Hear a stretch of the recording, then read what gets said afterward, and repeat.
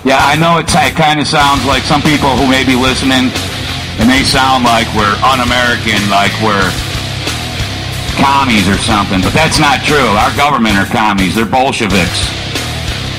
And you don't need to look any further than the Communist Manifesto. You don't need to look any further than the policies implemented the last 10 years, or the last 30 years, the last 100 years. And as I said, if it looks like a Zionist and it smells like a Zionist, it is a central banker. And central banks have caused every boom, every bust. They fund both sides of every war.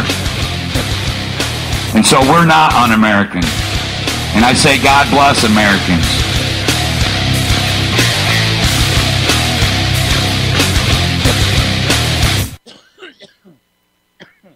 Oh, dear Lord. Welcome to Against the Wall. I'm your host, James Freeland. You are at the UCY Media Empire. Welcome to the show. It's hey, I have to apologize for last week. I thought I had the show rolling, but apparently I didn't.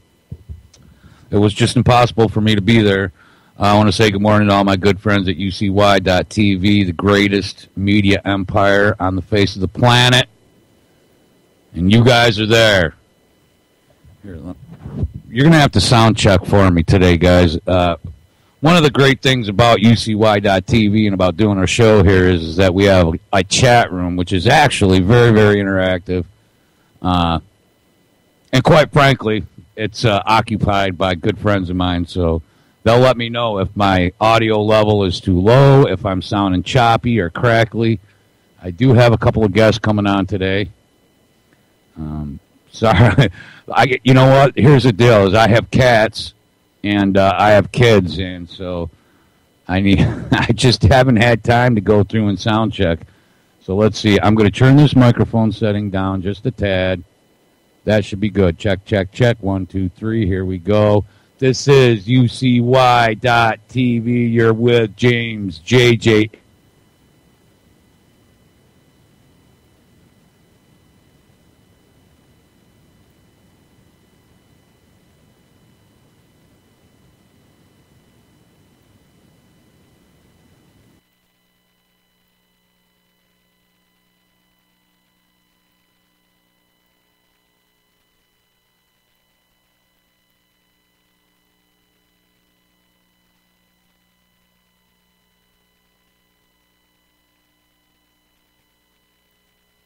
Paul DePetti, a poker face here in a minute. But I'm going to add a brother from Austin, Texas, a talented musician who had the gall to mention Zionists and the Bolsheviks and the Jews and the agenda, the Zionist agenda, which I will talk about. And essentially was black-labeled, blacklisted. I'd rather be black-labeled myself. But he was blacklisted. You know, they would, the local Jew force would call his venues before he went and get canceled. But I'll let Trevor talk to you about that. We'll have him on in a second. Until then, all my friends at the Financial Investigation Unit, also known as FinCEN.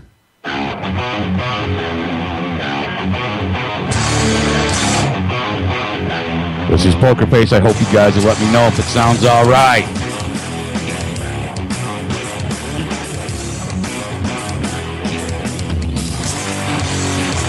I think we have just about enough. It won't take too much to set things up. Down, you're going down. I know my brothers back me up.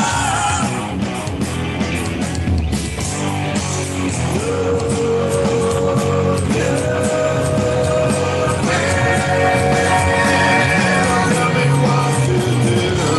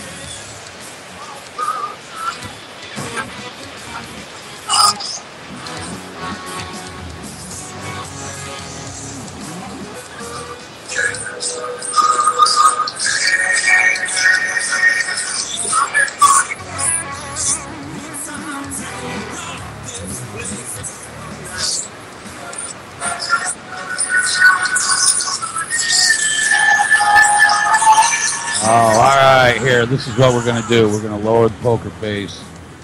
I added my friend. And, all right. We'll start the show.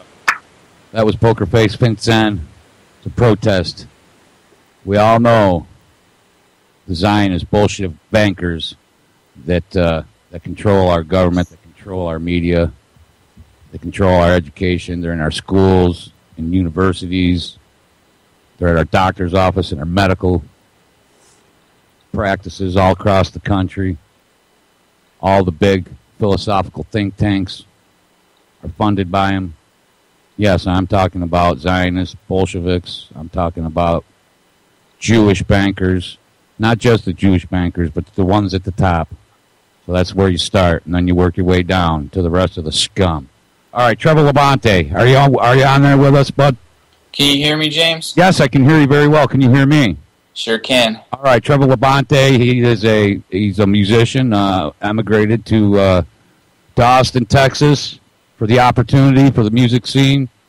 And Trevor, so you got to Austin. I'm going to let you. I listened to the interview with Paulie that you did with Dave Gahary at American Free Press, and I was impressed.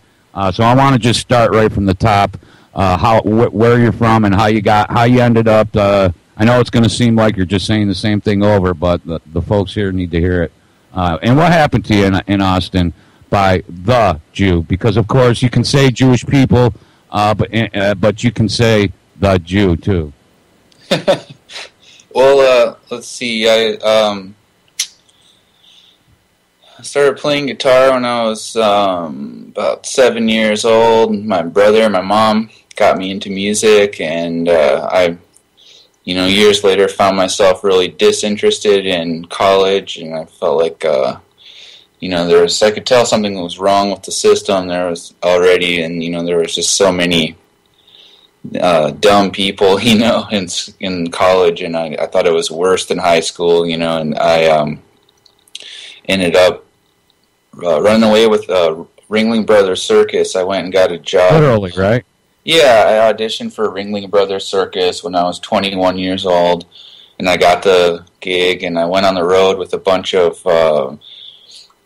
musicians that were all from New York City. They were Broadway and jazz musicians from up there, and the company that I worked for was, Ringling Brothers is owned by Feld Entertainment. Kenneth Feld, who's like a multi-billionaire Jew. Yeah, and the composer of the show, who was also the keyboard player in the band, was Jewish, and all my life I've gotten really weird vibes off of the Jewish people that I've met, and I could tell. And that's because of the Zionist propaganda, the Zionists. All right, we can talk about Jews, but you also have to throw in Zionists. Well, yeah, okay, they're. Well, you can. I mean, you don't have. I don't care what we call them. I mean, some people call them Luciferians, and they're really all of those things that But I don't know you join the circus, man, and here's where the story gets interesting, because I know this happens all the time.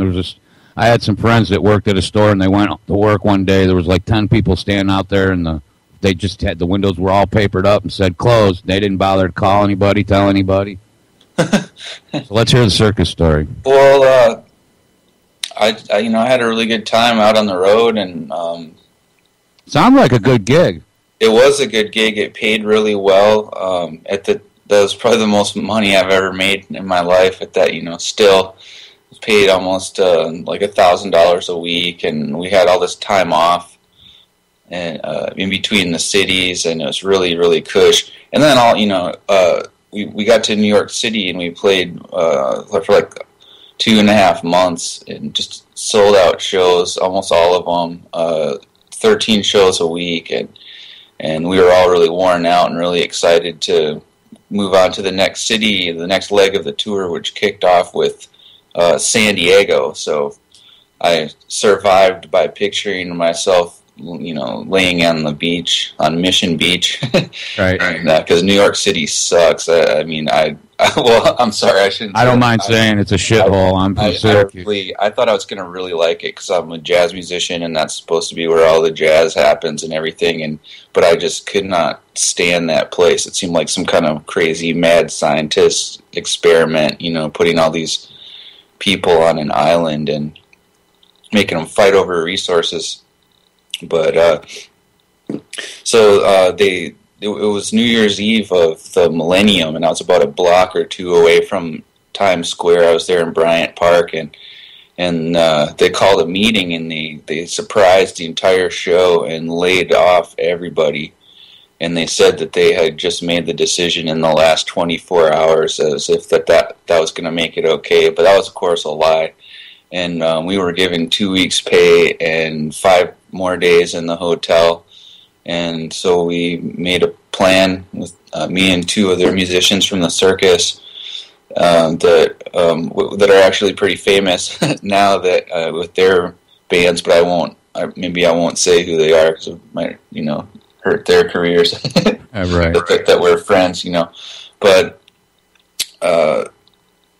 and so I moved to Austin, and I went into a music store one day, and I was jamming on a guitar, and a guy came up and offered me an opportunity to sit in with his band, and I went out to this place, and it turned out that his band was kind of like half members of one well-known country band and half members of another one, and there was a bunch of guys from Rick Trevino's band, who's like a Warner Brothers recording artist, and there was a bunch of guys from Asleep at the Wheel in this band, and they invited me up, and I sat in, and they offered me a gig, and ever since then I've been making a living playing music in Austin. So I moved here, and it was like January 14th of 2001 when I got down here, and I've just been jamming down here ever since, and working almost every night. And then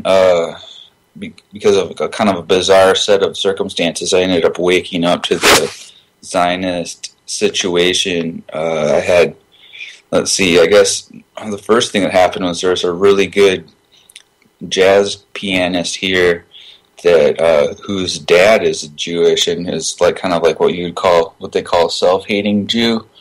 But I didn't know anything about what that meant.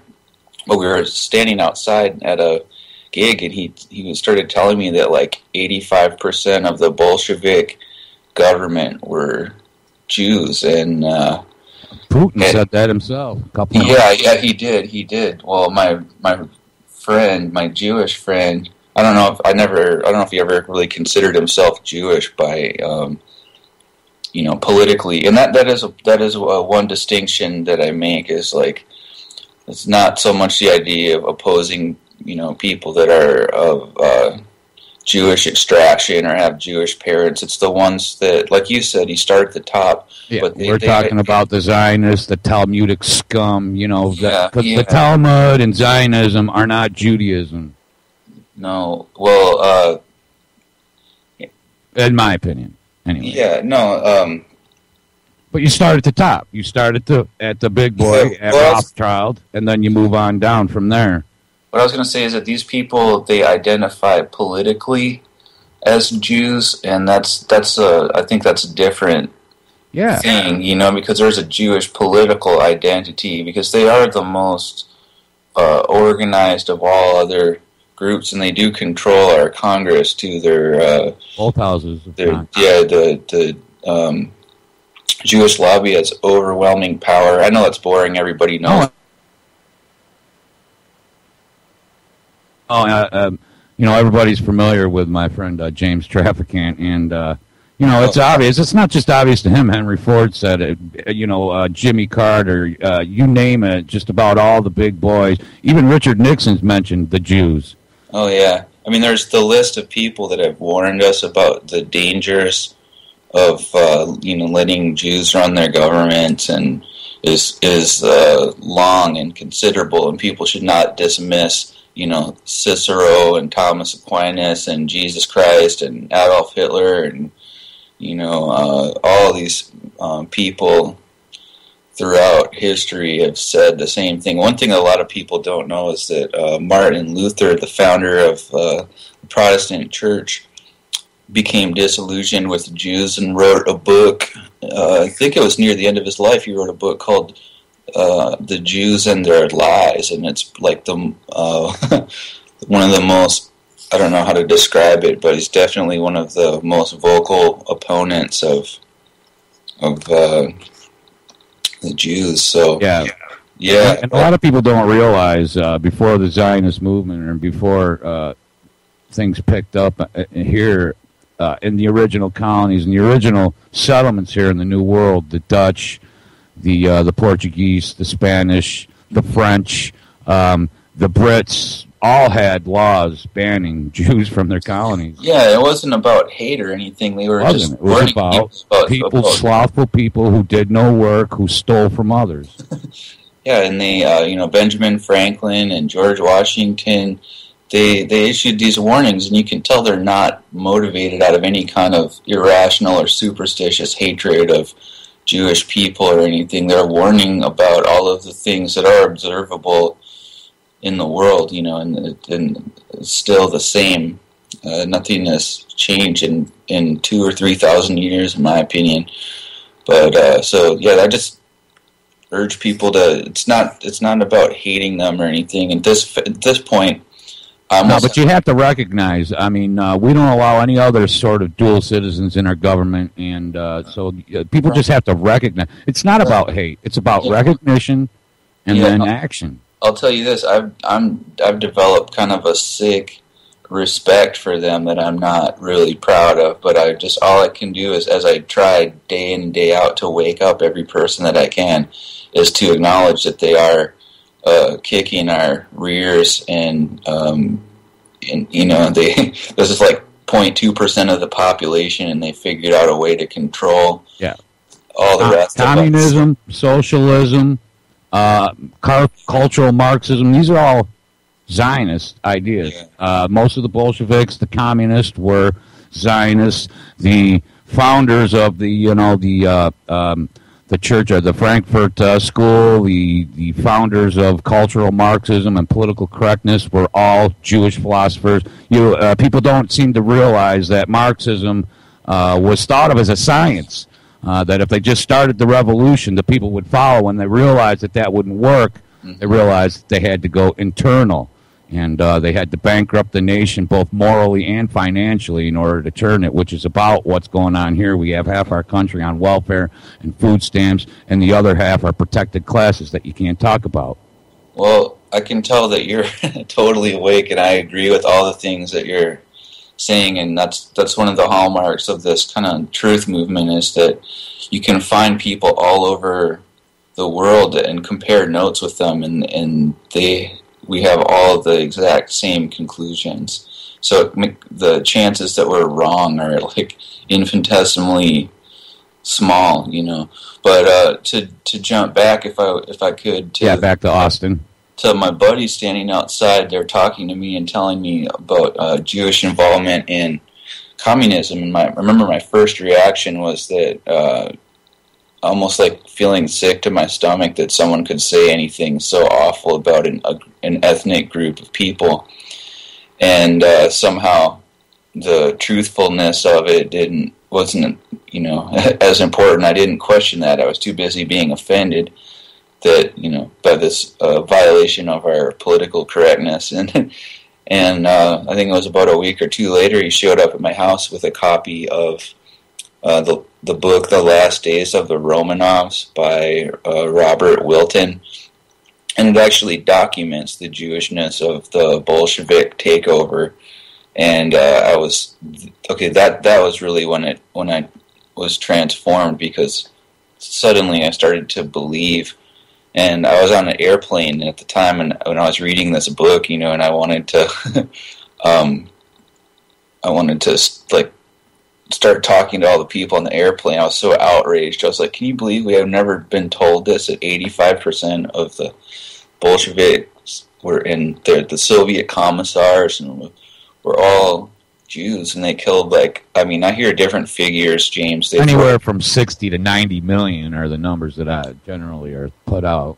Yeah, and some, you know, but the Red Terror is not, that's not like a disputed thing in history that this was an awful thing to live under, and that they used the same thing that they're trying to use now, which is the psychiatric industry, like where they would, you know, if you said something like, God, I friggin' hate communism. Can we swear on this show, by the way? I have a bad habit of... Absolutely, dude. Okay, good, all right. Fuck the FCC. It is a morning show, it's not if I slip out, don't sweat it.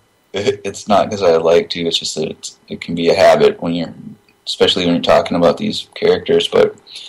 So, that was the beginning of my awakening, and then another bizarre twist of fate was that I had a girlfriend that like broke up with me because essentially I was getting into all these what they call conspiracy theories, which are just things that are happening, and she was going the opposite way, where, you know, she was like the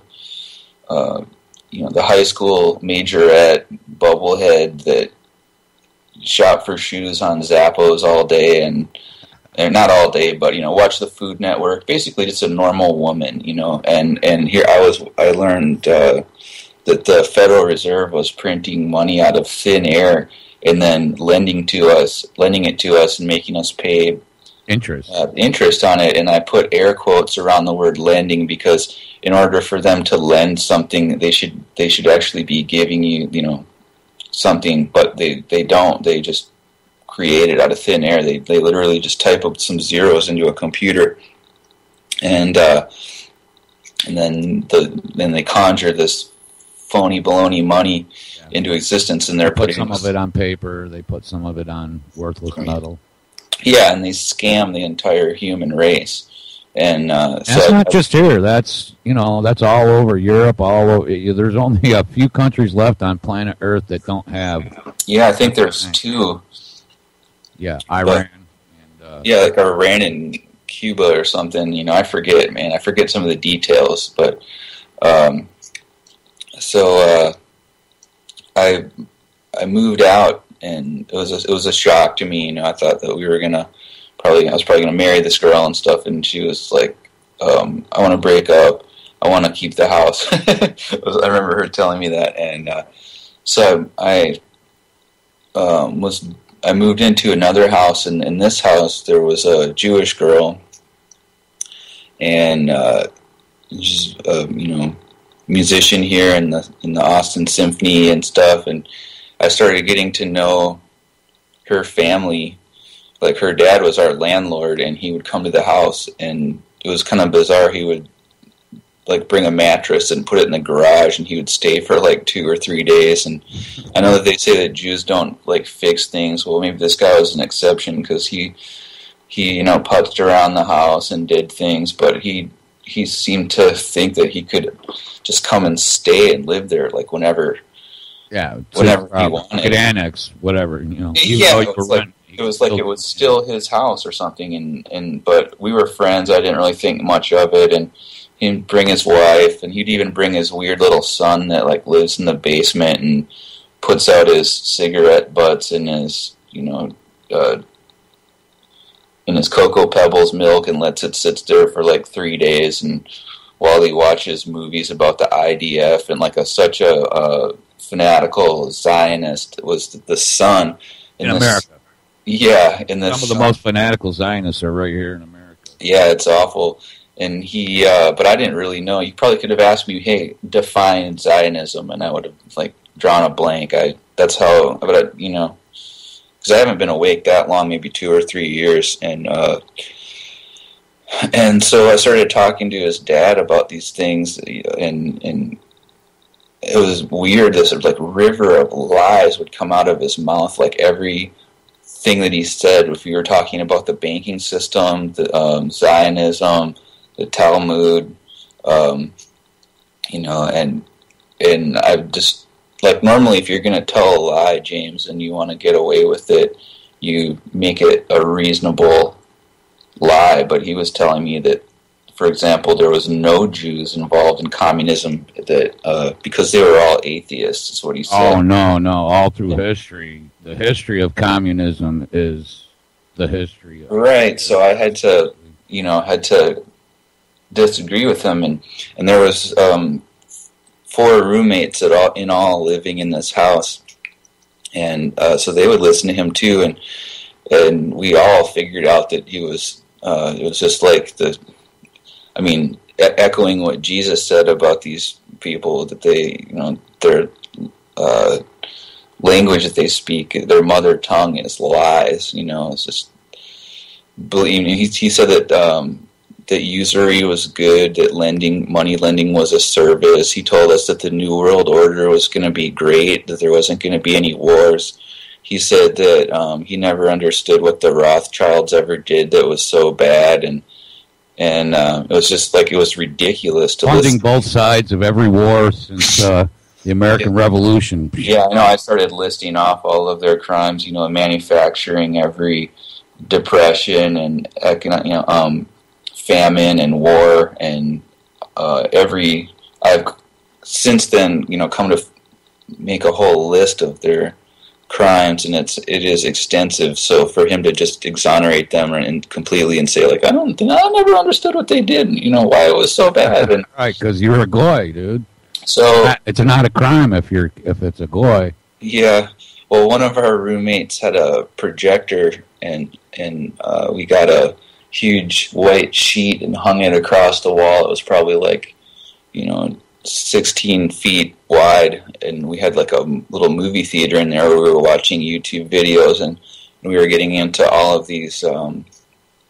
We watched Yuri Lena's In the Shadow of what's that one called? In the Shadow of Scorpio or something. And anyway, it tells the history of Bolshevism and how it was, the big secret is it was totally a Jewish movement, and it was based on just hatred of Russian people, and they killed like 60 million Russian people, and so we were all to be factual. They were predominantly white Christian males. Yeah, exactly. White Christian. Yeah, and the fact it was based on a hatred of what I believe now is just the ethical nature of Christianity. Any person in this world that wants truth and justice is an enemy to them. And any person not driven by greed and sloth and pride. Yeah, any person that can't be. What their problem is people that can't be corrupted, that cause such problems for them. So, because if you are a corrupt person, they can easily, manipulate you and steer you toward their agenda. They have all the money, so it's really it's child's play for them to control the government, from the top down. But that's basically the story of how I woke up. That's just where your story begins, right? Where you woke up. True. So we would get into these discussions, and we would always just whoop this guy's ass in debates. I remember one time my roommate was like, because we were kind of nailing Dave a little bit about the Jewish religion, and they'll do this. So he tried to cop out by saying that he's like, well, but most Jews are atheists. And then my roommate, who was half deaf from serving in 7 wars and having too many ordinances go off next to his head, was always got really loud, and he said, if they're such atheists, then why do they need a temple? And why do they need a holy land? And he would, we would nail him in these arguments, and he would just be like, well, I gotta get going, and he would leave the room. And the last little discussion that we had was, I was telling him, like, that I knew that Israel did 9/11, that I'd look into all of the evidence, and that their fingerprints are all over it.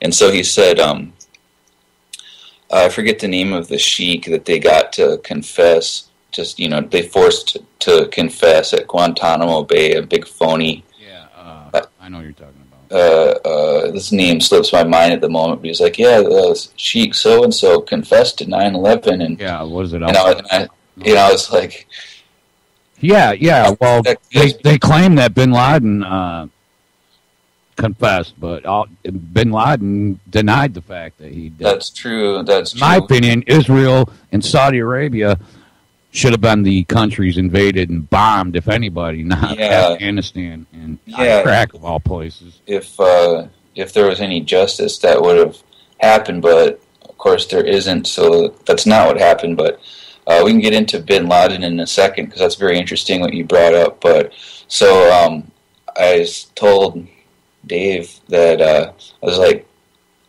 I don't trust any of these confessions from Guantanamo Bay where they're torturing people and waterboarding people for years. 76 times. Yeah, and then his next thing he said, Bin Laden took credit for it, and I said, no, he did not. There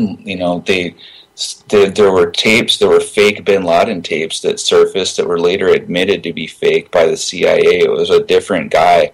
It was different people in like Bin Laden costumes that, in like 2004, they were releasing videos and audio tapes. They released 2 videos which got debunked, and then they released 2 audio recordings which purporting them to be Bin Laden, but they were all debunked. All 4. They were all lies.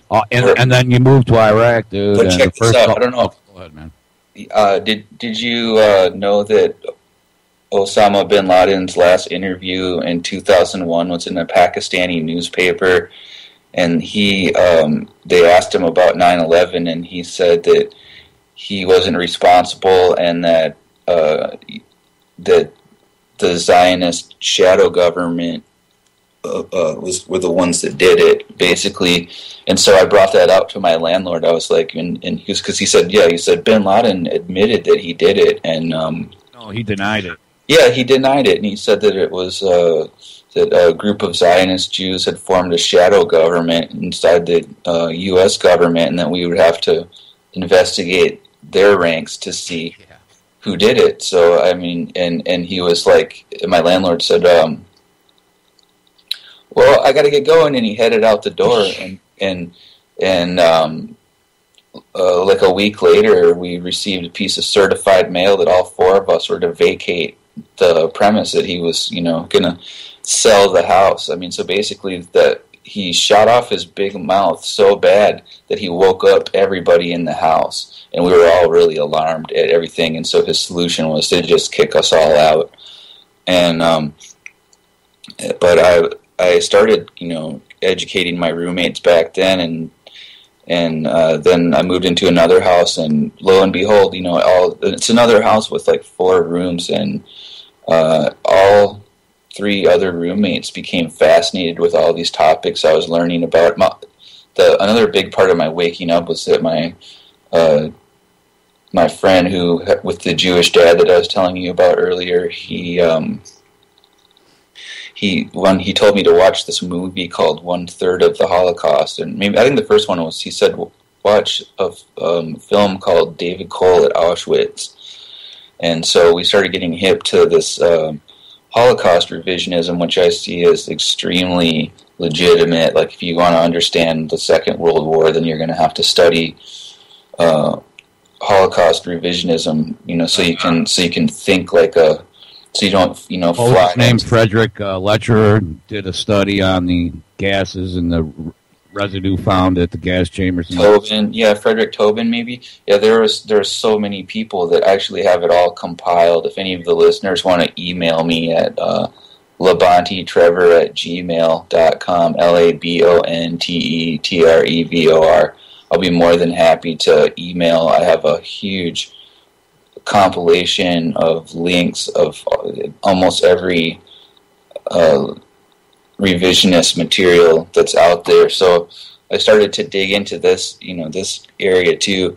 And also, I don't know what the deal is, if I'm crazy or something, but when I learned about 9/11, I started posting about it on Facebook immediately, like after I watched the first, whatever it was that, convinced me immediately that it was Israel that was behind it. And it was kind of, eerie that there was no reaction, because I think at the time I had 1,200 or 1,500 friends, and they were almost all musicians from Austin, because I've played so much here, like every night, playing in different bands, that I have like a pretty huge professional network. So I thought that I would lay it on the table and try to grab up a couple supporters, and that we could, get more people on our side in the community from there. But what ended up happening is all of the musicians, all like 1,000 of them, and this blew my mind, they refused to comment on it, and there was like, no likes, no comments. This is before I had a lot of truther friends on Facebook, and I was just basically a musician, and so none of the musicians seemed to give a rat's ass. Yeah, no, it's money, dude. They're money. But I didn't care about the money. I was. Oh, you didn't. Our damn country's under attack, and here we're killing all these Muslims and the Jews, because the Jews left a note that said, Allah is great, and so so obvious that they want to target the entire religion of Islam, and so it blew my mind. None of the musicians really cared, and I started to learn. The money blinds them, dude. I guess so. Yeah, the big money. Dude, do you know how little money the musicians in Austin, Texas make? It's a joke. Like, we have one famous musician that lives here, and it's like Stevie Ray Vaughan's brother, and then everybody else is slogging it out in the bars and making, next to nothing. And even when I worked almost every night, it was a struggle every single month. Ringling Brothers, was it? Yeah, no, it was no. I was not on the gravy train. I fell off the gravy train in 1999, and I've been. So you were forced to have a hard look at, the reality of life under the system.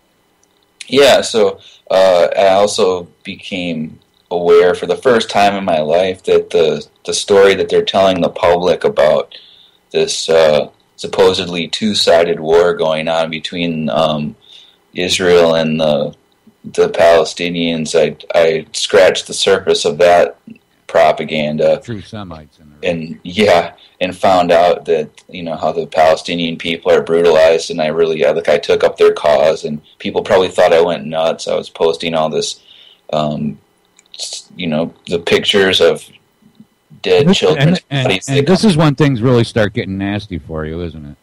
Actually, at this point, people still didn't know what to do. And then one of my friends from the Free Palestine kind of movement, because this group of people is still heavily indoctrinated about the Second World War.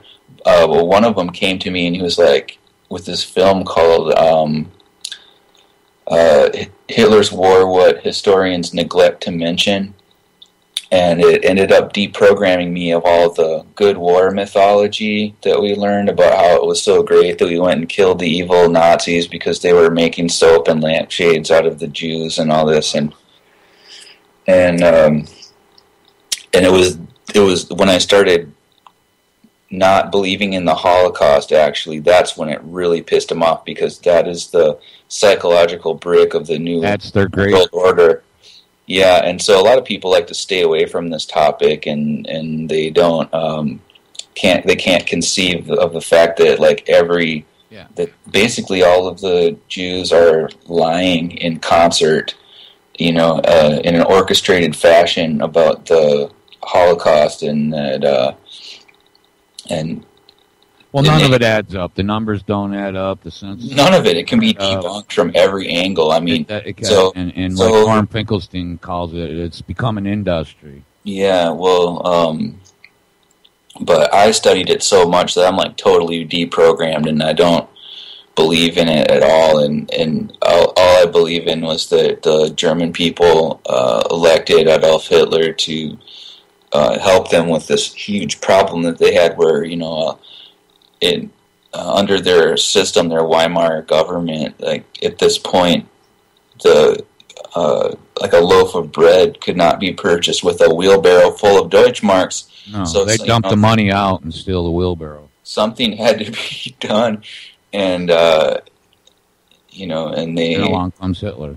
they elected him, and Well, and here's the thing. First of all, World War I never ended. There was a ceasefire. There was a treaty, and it was a treaty. The Treaty of Versailles was signed, and really it left Germany with the entire war debt and Japan. Japan was left out of the territory. Again, this is what led up to World War II. Right. Some of the things they, France was left out. France and Italy were both left out of the discussion, and that created a lot of animosity. They went and redistributed and rewrote the borders, and Yeah, their intent was to destroy Germany. Yeah. And they and Germany didn't start the war. Germany entered the war because of a mutual defense treaty.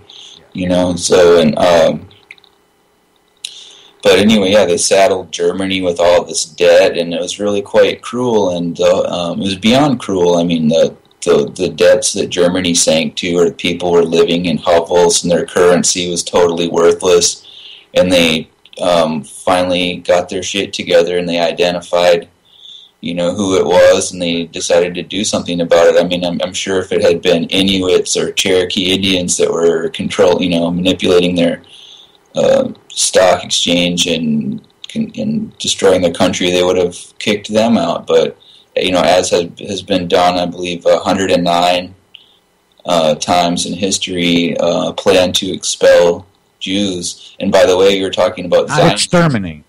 No, of course not. And I still, to this day, I had one friend on Facebook that was like an exterminationist, and I deleted him like as soon as I found out. Nobody in the movement is even discussing, exterminating anybody.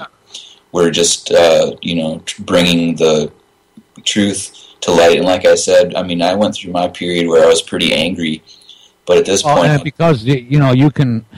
It's the system. People have to understand where the idea of usury and debt enslavement comes from. That's the most important thing is that if we have to reform the banking system. I mean, that's for sure, and everything else will probably stop because they won't be able to manipulate the world the way that they do. I mean, logically, if you're German and you come to America, you can't get into our German government or into our American government. You can't become a congressman. You can't become an official in our government and hold dual citizenship. You have to. The irony of it is that these are just logical understandings. Yeah, absolutely. Yeah.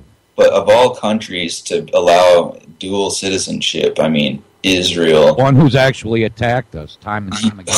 Oh yeah, I mean, if you want to, if you have a lot of time on your hands, you can read about all of the false flag attacks. Yeah, the two big ones, terrorism.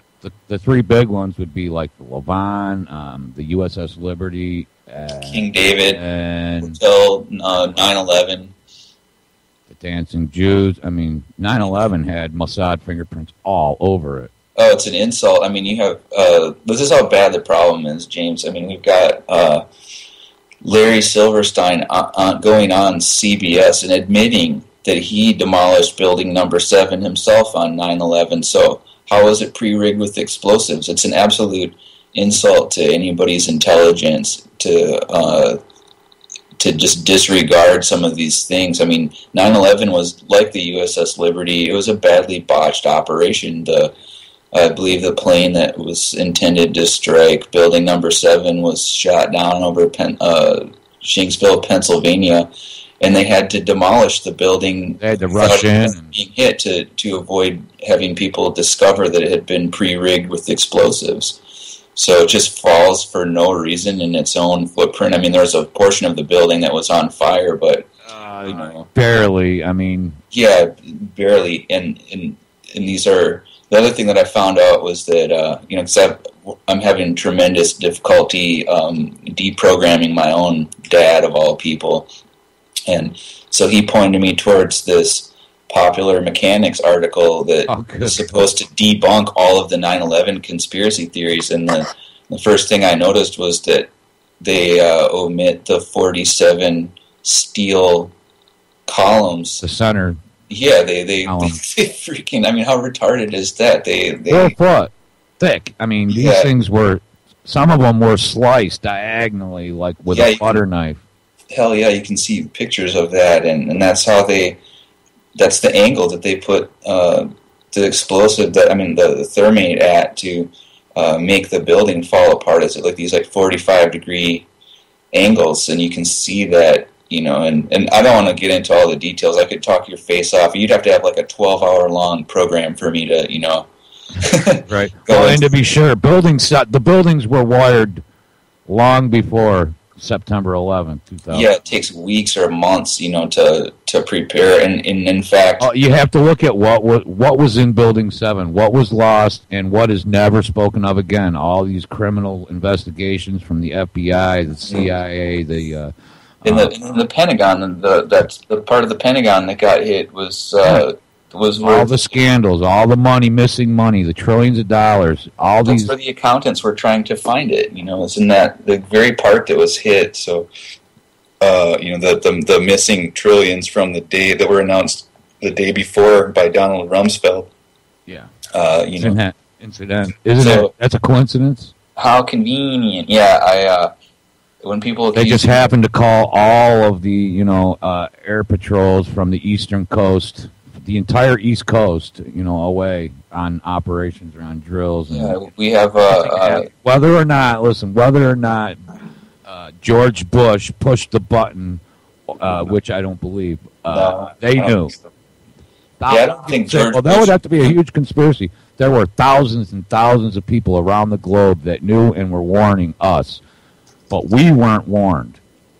Yeah, reportedly there was 4,000 Israelis that didn't show up to their jobs on 9/11 in the World Trade Center because they were alerted through a messaging service that which was searchable by different criteria. So all you have to put in is like Israelis, and this ought to go. All these Israelis were warned, and they didn't even show up. So it's not so much any one little piece of evidence that's damning, but when you put the whole thing together, I mean, dude, I'm not stupid. Don't fucking lie to me, Just about tell me it's raining.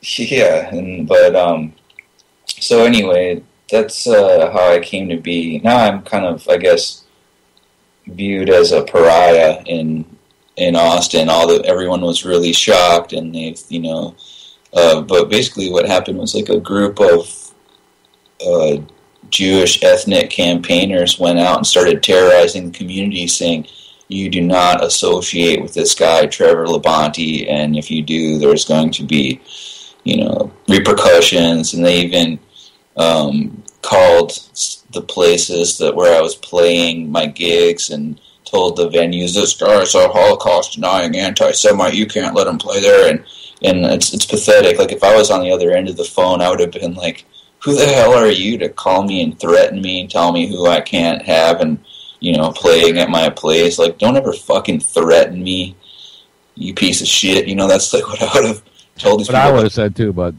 people immediately are conditioned to capitulate. Like, the most terrifying thing in the world to anybody is to criticize Jews because, this Holocaust thing has really got people. But yeah, so that's my long-winded way of answering your question about what was it that made everybody go berserk. And believe it or not, it wasn't the Palestinian, it wasn't exposing the crimes of Israel, it wasn't the 9/11, it was the Holocaust. That then they go nuts, and it's like, well, where's the evidence for this Holocaust? It doesn't exist. And the author of the 3-volume set, The Destruction of the European Jew, Raoul Hilberg, admitted under cross-examination in 1985 at the Ernst Zundel trial that he could not produce a single shred of evidence that even one Jew was ever gassed in the Second World War. So we have admissions like that. The top Holocaust historian in the world doesn't have a shred of evidence, but I know exactly that it's never been produced. And once you start to take in, it's just like 9/11. When you start talking about that, now all of a sudden everybody my father was there, my father moved piles of bodies. Prove it. I mean, you want me to prove every goddamn thing I say, so start proving the shit you're saying.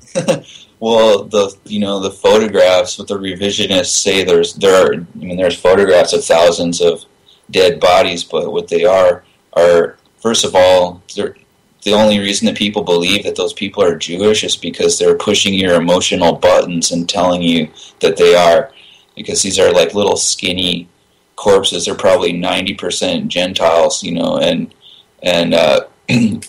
and those people that you see in those photographs were victims of Allied atrocities and not what the Germans were doing. Typhus or typhoid. I mean, it would have been the same thing. We had internment camps here in the United States, and while we had food for them, if our entire infrastructure had been bombed, if our major cities were firebombed and turned into infernos,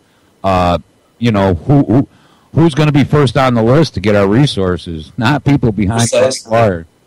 Yeah, and Ernst Zundel said that the United States had 666 internment camps, and that Germany had 90, and that the Soviet Union had 1,255 of these camps. So you can see that the entire narrative is flipped on its head. It's upside down.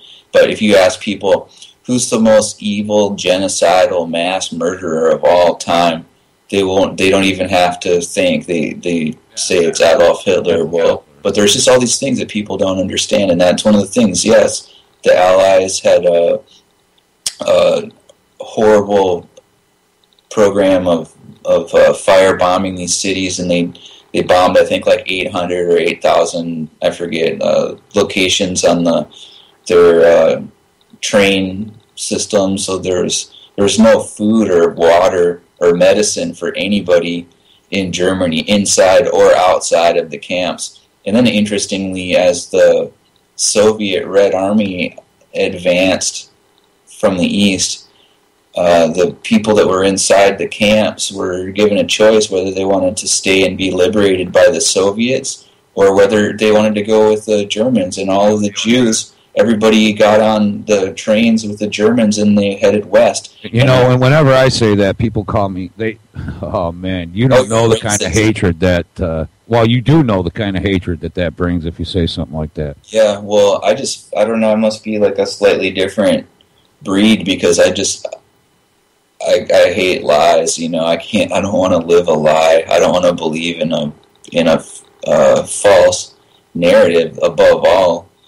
And I'm just amazed. We need. This is what I recommend. This is like my whole deal. Is I really want people to go to their family members and their friends and people that trust them, and one-on-one, one by one, deprogram these individuals, pull them out of the matrix, unhook them, and I've done that with hundreds of people, and because we can't do jack until we have a much more informed public, and I see them waking up. But just that's what you want to do. You want to beat the New World Order. You deprogram people, and then the other thing. So people know New World Order, one world government is the mantra of the communist, Bolshevik, Marxist, Zionist. It's the ancient dream of Judaism itself, and to deliver all the wealth of the Gentiles into the hands of the Jews, and to, all of this, that's to me what the whole, and this is my opinion, I don't like to argue with people or anything. If you have a different interpretation of Judaism, that's fine with me, but from my studies, it looks like that Judaism is part of the problem, and you're talking about it all the way back to Babylon. Yeah, you were talking about Zionism a second ago. There's a huge portion of the truth community that's convinced that Jews are good and honest people, and that it's only even back in Babylon there were the Talmudic filth.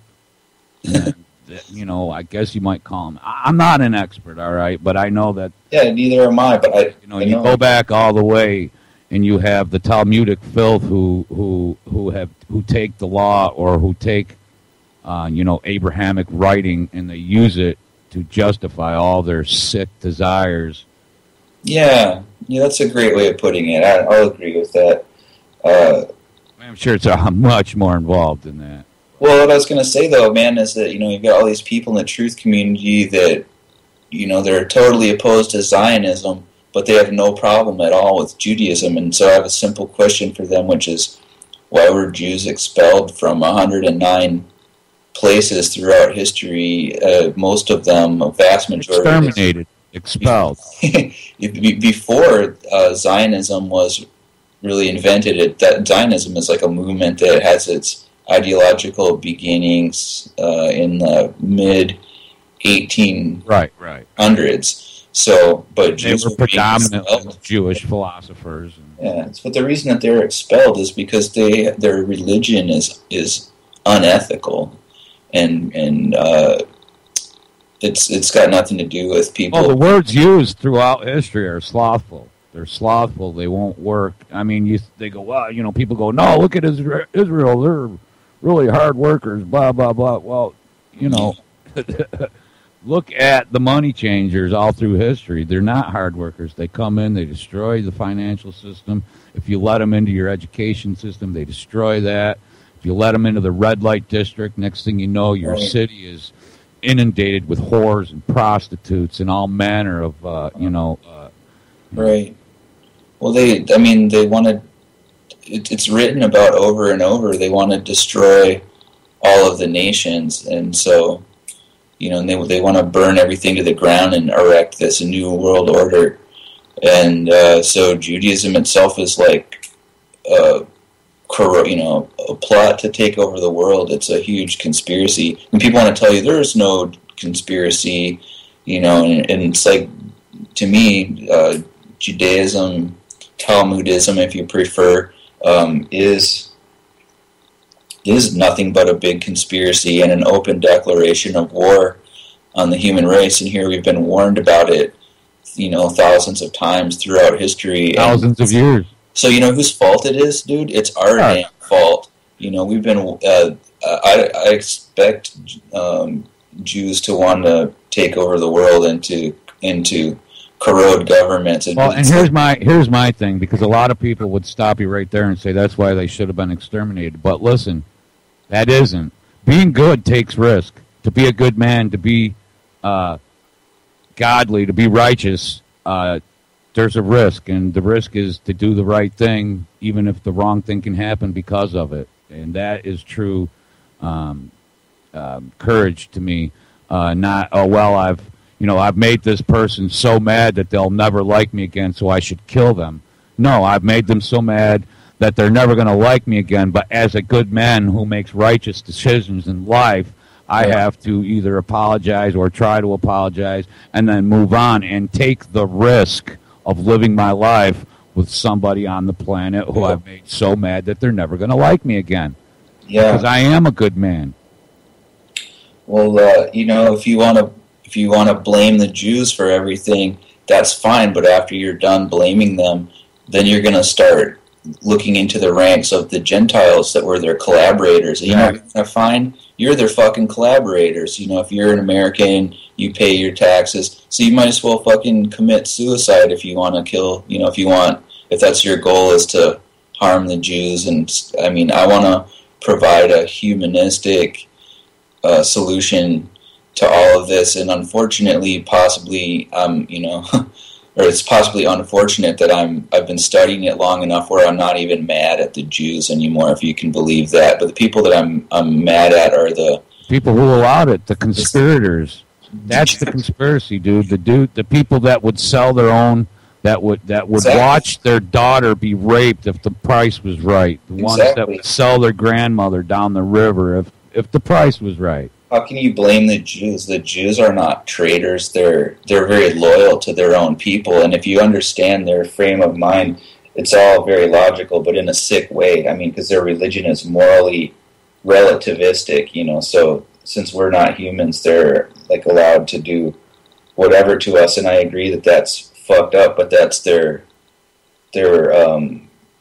screed. So it's the Gentile collaborators that are the traitors. They're the true scum. In the second hour, I don't know if you want to hang out. I'm going to try to. I'll call. We'll call Paul here in a minute. Yeah, I'd be honored. But in the second hour, a little bit about Freedom Palooza and last year, and this is why I have. I mean, we talk about Zionists, we talk about the Jew, we talk about Bolsheviks, we talk about all these things, right? And but I don't have this hatred, this need for retribution, this need to punish them. What really pisses me off is the people like, for instance, with the ADL doing all their hit pieces on Paul and I and the rest of us at Freedom Palooza last year. You know, some of our brethren, people who we had helped to promote for years and get their faces out on the circuit, who are also listed as potential, radicalized, homegrown American terrorists, the Oath Keepers, Richard Mack, Larry Pratt, these backstabbing Jewett Rhodes pieces of crap who go to the enemy and denounce us, their brothers. Those are the people I hold a hatred for. Those are the people I will never sit at the same table with. I'd just as soon eat dinner with a Jewish banker than a backstabbing piece of crap. I know. At this point, calls yourself friend, but asks for money and would steal your wallet if you weren't looking. Yeah, I feel exactly the same way. So maybe I've been studying the problem too long, and I've developed a certain kind of respect for the Jews. You know, take the Oded Yinon plan, for instance. I mean, it's a very ambitious plan, and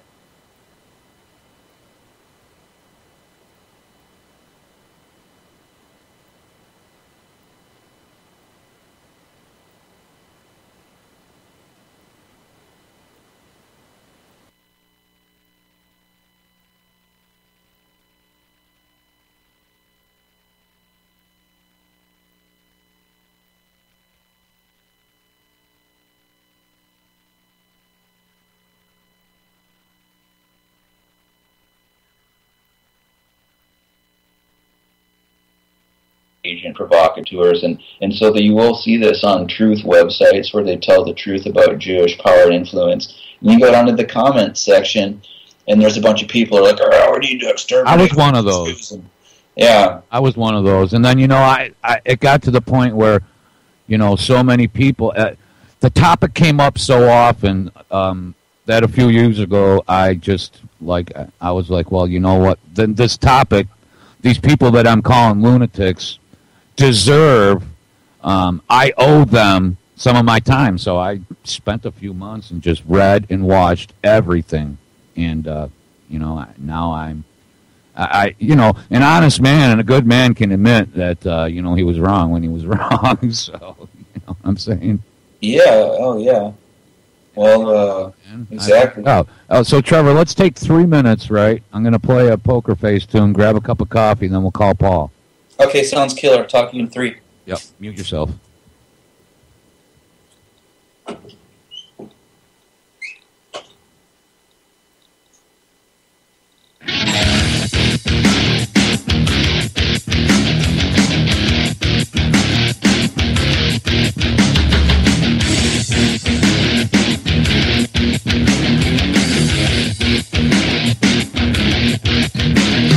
Did anybody tell you what's going on?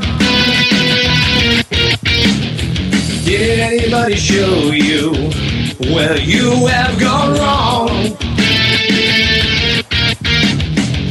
See the towers burning in the sky, they are your signs.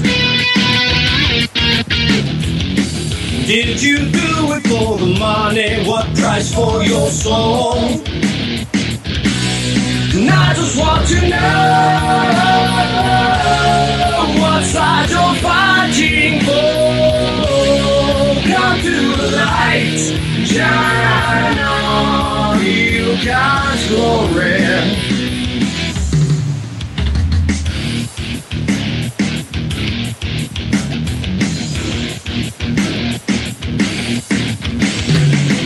Did you see the leaves falling from the trees up on the ground? How do you live with yourself and the conscience you own? Look at at your reflection in the mirror. Do you like what you see? In the darkest hour, do you know who you can count on now? 'Cause I just want to know what side you're fighting for.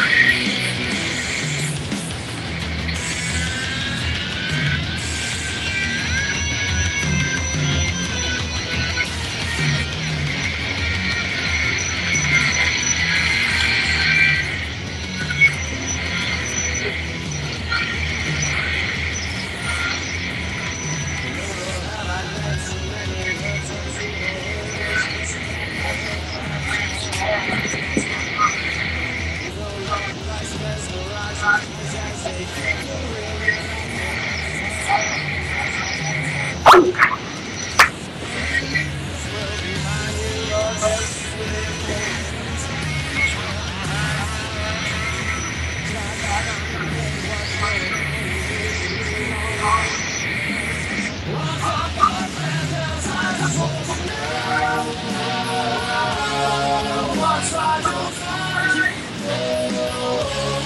Come to the light, shine on you, God's glory. 'Cause I just want to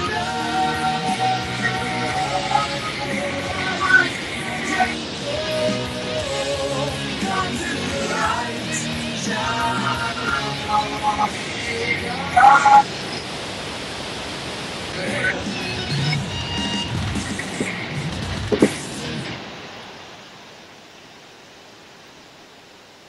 All right, that was Poker Face. We're going to try a couple times here in a second to get a hold of Paul Tapetti. Welcome back. This is the second hour of Against the Wall here at UCY.TV, UCY Radio.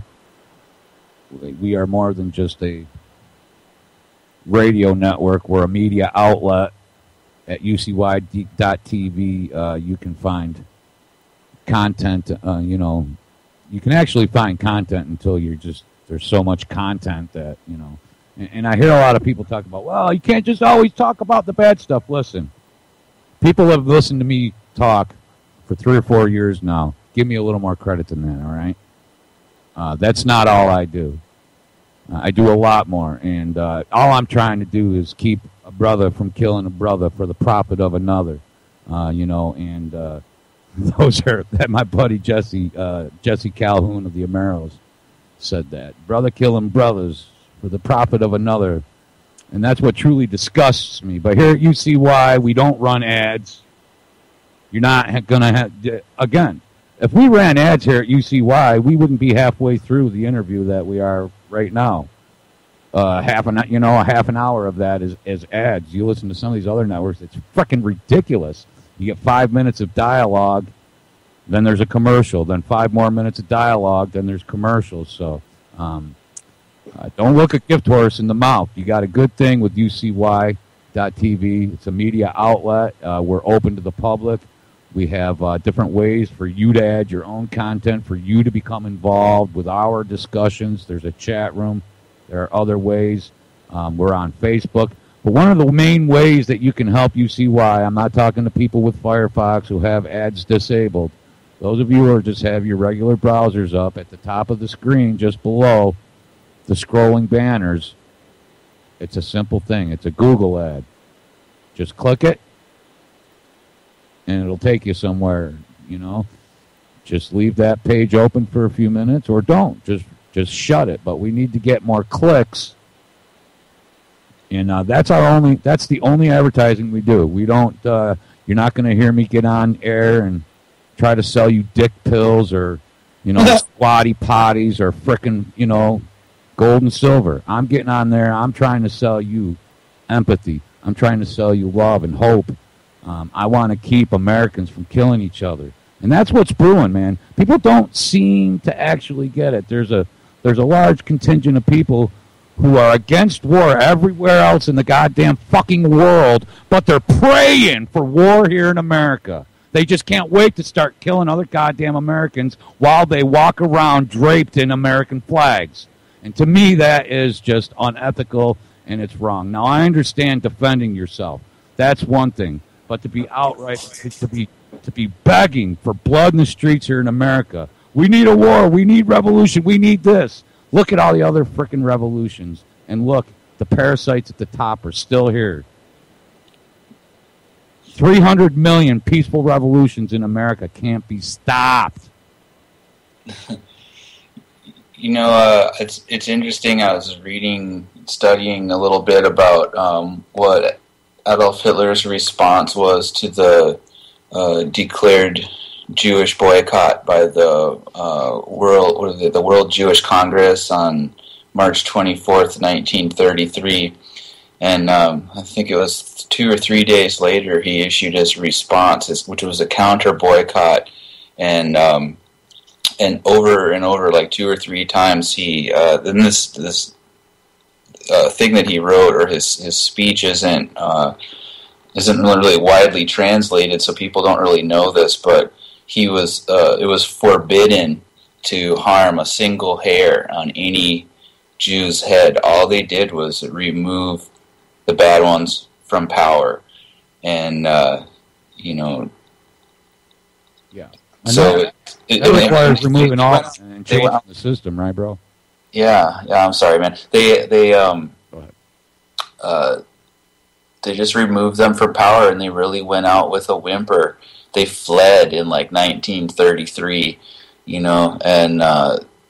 and so all I could think of is like a global situation where we do the same thing, because that was, if Hitler made any mistakes, I think he kind of passed the buck a little bit, and I think he tried to move too fast without first, you know what I mean? Yeah, but the idea was very good, and it worked so well. All they did was, no hatred, but we're, removing you guys. Hitler needed money too, and it doesn't matter where you're getting it. It came from the top at some point. There's a wide variety of opinions on that, and I'm open to all of them. But the one that he rescued his country, but I'm just saying. Yeah, he did. He really. It worked right into the hands. I mean, it worked right into their hands.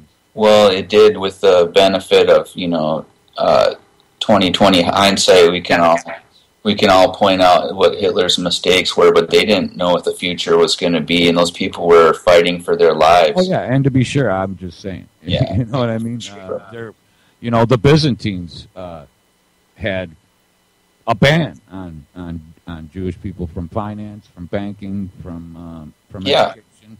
They were actually they were made to register in communities and pay a tax.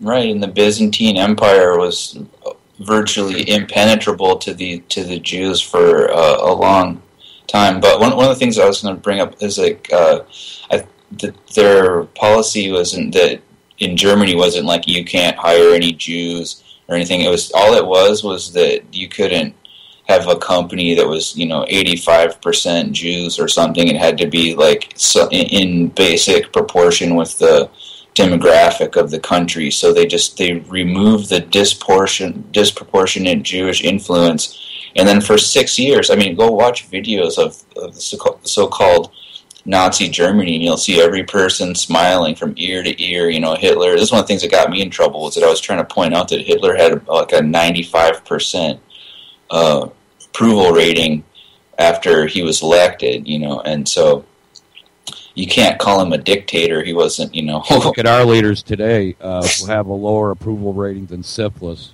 Syphilis is more popular in America. Everybody knows that. That's so funny, bro. But everybody knows that something is really wrong. But when your country is the only things you're number one is prisons, bombs, duck lips, and dick pills, there's a problem. Duck lips. I just got that. I didn't know what you meant the other day when you said that on Facebook. But that's like Botox and Viagra, right? And oh man, what a disaster! And it's only going to get worse and worse. So our only choice is to correctly identify the problem and remove it. But they'll call you a racist. You hate the Jewish race, and it's based on an irrational, superstitious fear of the Jewish race. And all I'm doing, I don't talk about the Jewish race. I talk about the Jewish organized political agenda. And because they say, well, Jews don't all have the same goals, and it's like, well, who cares? Look at the influence of AIPAC and J Street. You can observe that these are the most powerful lobbies, and that they're the only ones that want these damn wars. It's so obvious, so you have to question what 60,000 Jews are doing in an organization dedicated to lobbying for like Israel's wars. 30 or 40 lobbyists for every politician in Washington, D.C. Yeah, and they're all working in a concerted, assiduous manner to... Whether you're a neocon or a left-wing liberal. Yeah, that's an important thing. Like, now we're getting into the nuances because... Well, you have to. Yeah, the Jewish power is not monolithic, and it's actually splitting. What we're witnessing right now is an enormous split right down the middle because the right-wing Zionists, the Likud, Benjamin Netanyahu, AIPAC, Sheldon Adelson types, especially just so people understand, Sheldon Adelson is closely and publicly linked to the Jewish mob. Yeah, and here he's the top contributor to the Republican Party, and I hate the Democrats equally. Yeah, and here's here he's advocating that we nuke Iran based on all these lies about this country. It's really hard for me to go visit my parents when they have their TV on and they're being brainwashed, being told 100 times a day. A country that hasn't invaded another nation in 300 years. Yeah, don't even have a nuclear weapons program. And here you've got Israel that has hundreds of illegal, unregistered nukes. They killed President Kennedy over it. Yeah, they have this long history. Here's something. Let me throw something at you that you probably. So I did actually, and these are some of the things that that'll be discussed at Freedom Palooza. We'll have Art Larson there. Art Larson ties Sheldon Adelson directly into the mob, the Jewish mob, the unspoken mob, the real organized crime. Right. A syndicate in America is the Jewish mob, and he ties him all the way back to Meyer Lansky. But they also documented proof of his involvement with programs like No Place for Hate, which is another one of these cultural Marxism programs, which is in schools across America. It's all observable, but yeah, totally. What I was explaining a second ago, though, is the split, though, right? So you've got the Jewish right, and the Jewish left is extremely pissed off at them right now, and it's they write about it in their newspapers all the time, and it's over the fact that Benjamin Netanyahu's warmongering is too obvious, it's too overt. He's trying too hard to bring about the Moshiach, as he was commanded by Rabbi Menachem Mendel Schneerson before he died, and so he's working really hard to bring about this this Jewish New World Order, and he's doing it too fast, and he's being too obvious. It's like a thief that breaks into your house. He kicks down the door, he knocks over a lamp, and he wakes up and alerts people in the house, and so the other thief is pissed off, because this one, hey, you should have picked the lock and don't kick down the door and be more careful. So basically, you've got the Jews on the right that want to shoot you, and then you've got the ones on the left that want to poison you. Yeah, they want to rape your daughter, rape your son, and yeah, the lefty ones are actually worse. The ones on the right are kind of they're like flat characters from a bad novel where everything they do is just pure villainy to the point where it's almost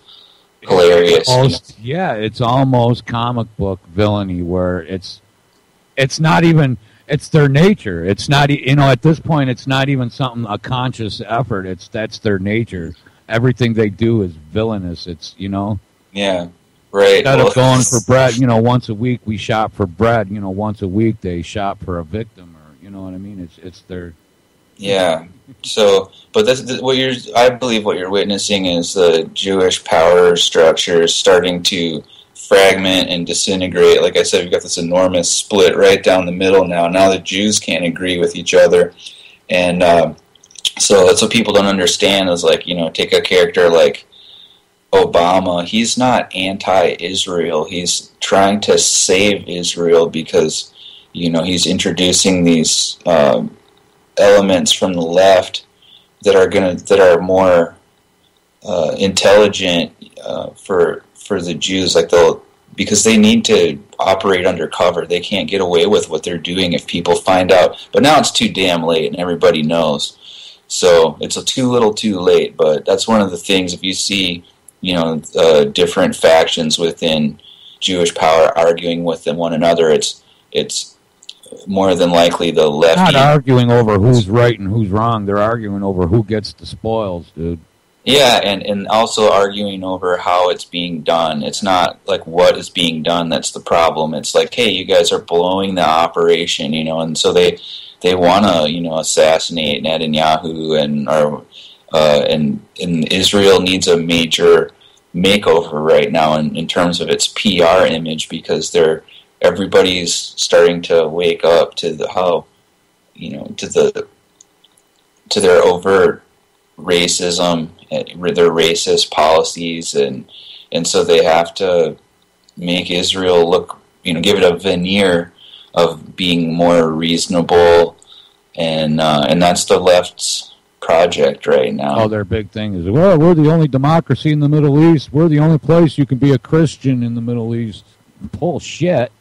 Oh, yeah, it's a river of lies. Everything they say is a complete lie. It's the most racist. Wipe out the true Semitic people of their land.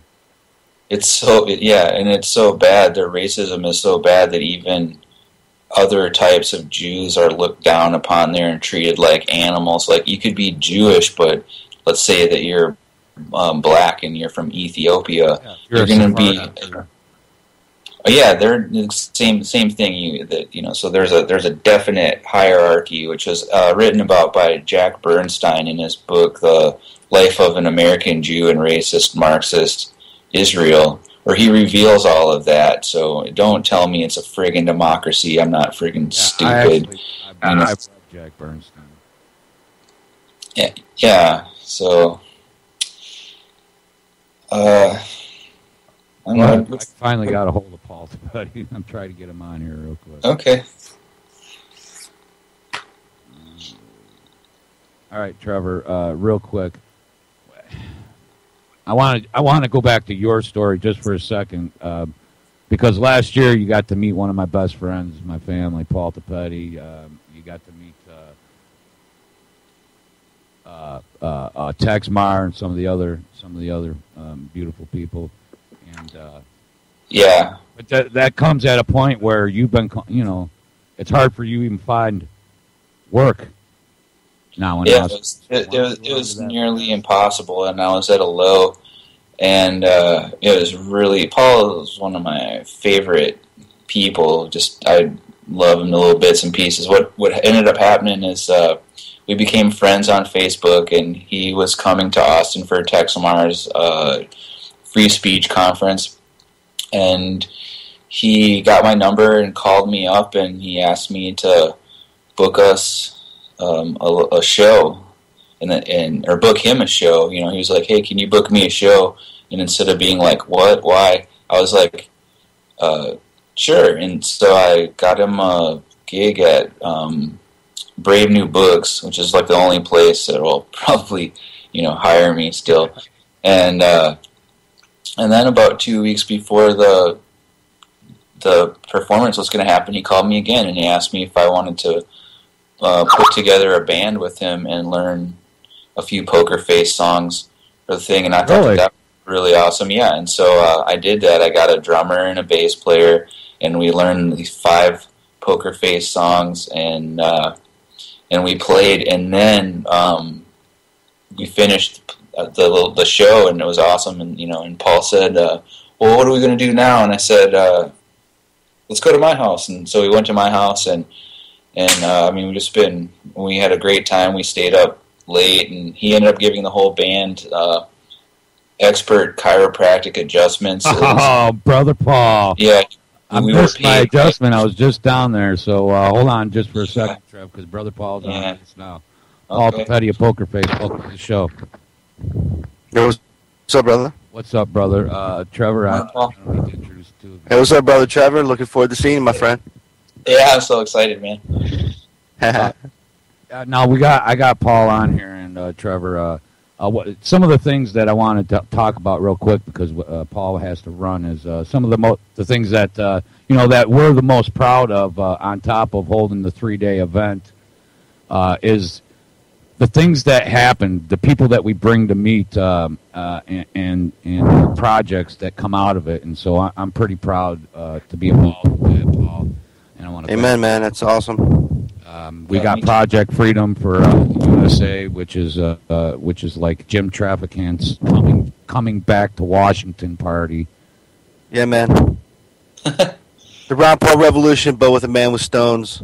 Exactly. Seriously, man. He can call out Israel.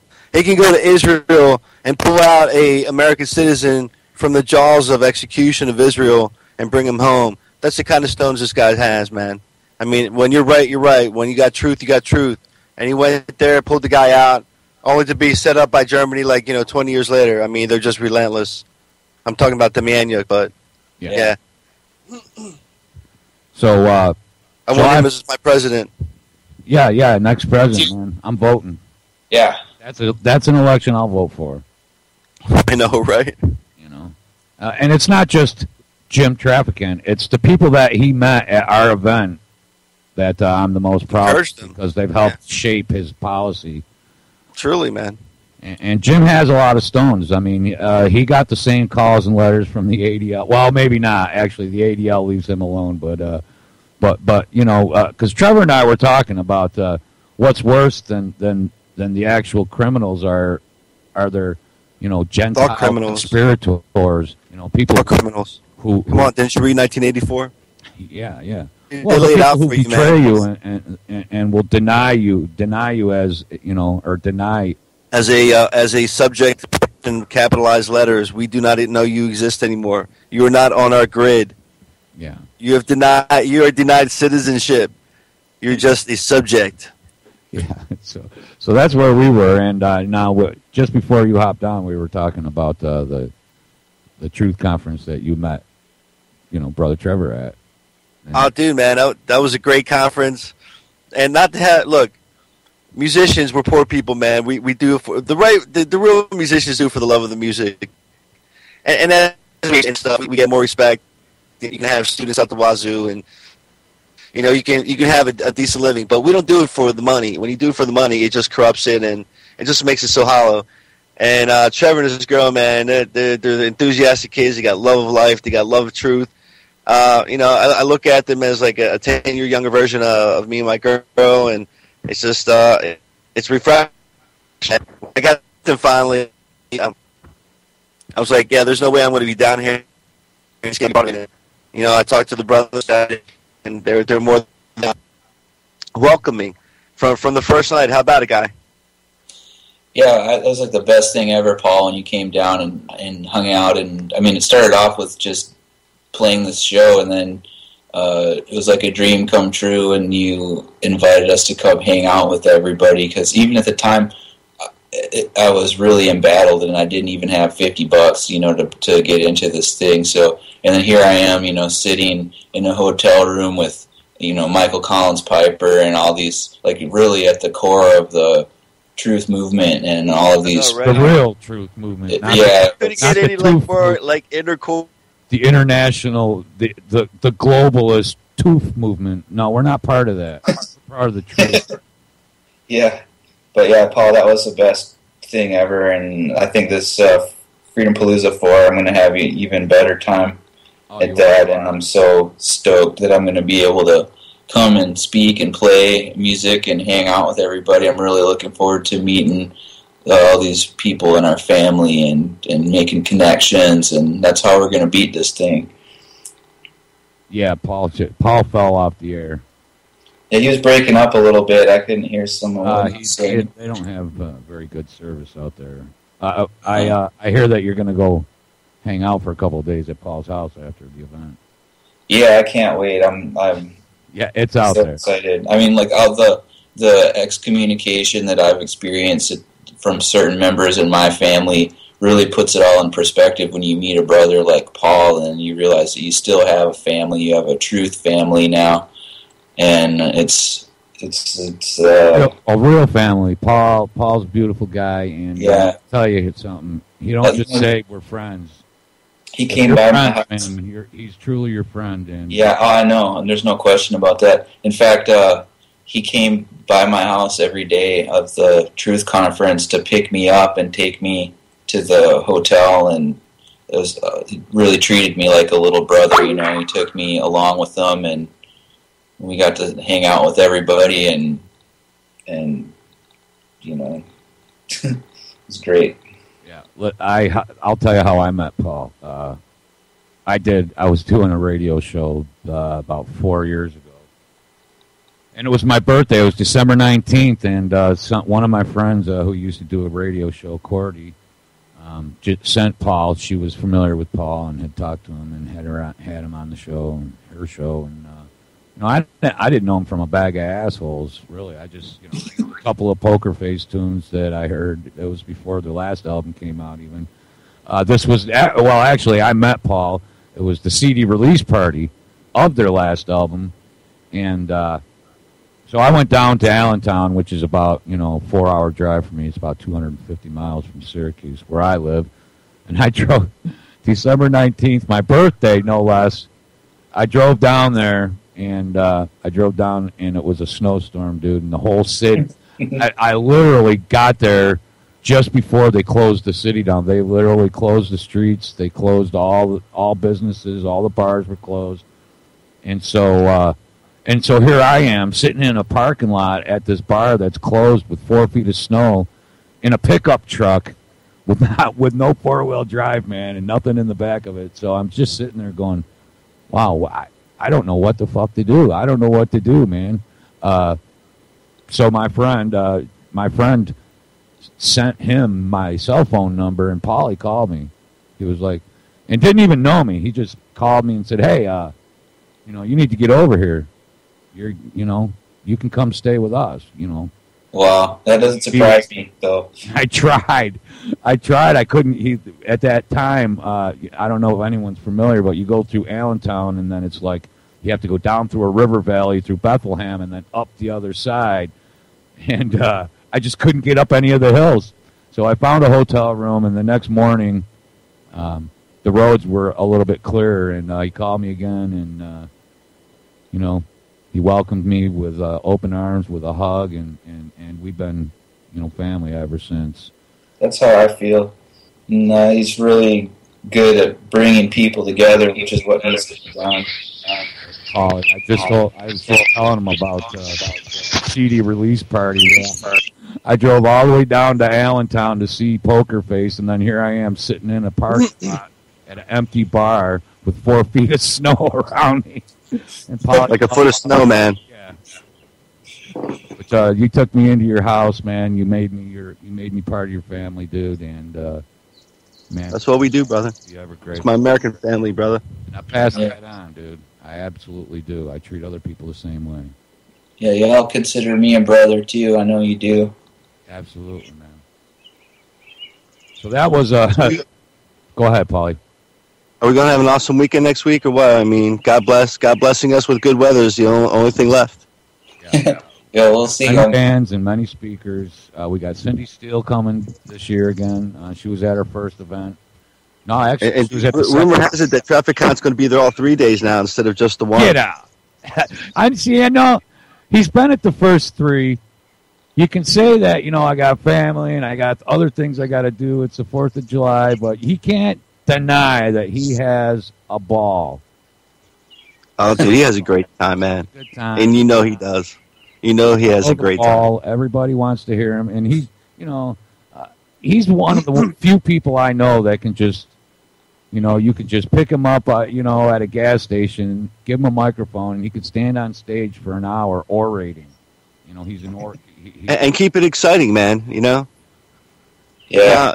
He's my president, brother. If we can get him elected, for real in 2016, give America a real alternative.